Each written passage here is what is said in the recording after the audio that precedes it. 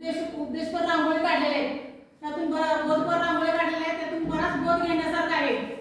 आणि आपल्या माझी वसुंधरा आणि विशेष म्हणजे याच्यात फटाके बंदी ह्या विषयावर हा कार्यक्रम घेण्यात आला आहे. फटाके बंदी, फटाके उडवल्यावर काय होते तर फटाक्याच्या आवाजाने कांठळे बसतात, ऐकायचं कमी येते.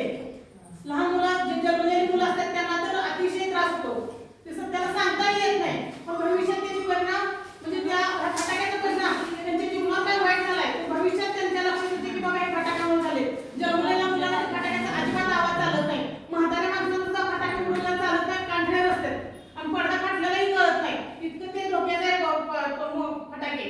परत त्याचं फटाक्याचा धूर आकाशात मिसळला की वायू प्रदूषण होते, फुफ्फुसाचे आजार होते, श्वसनाचे विकार होते.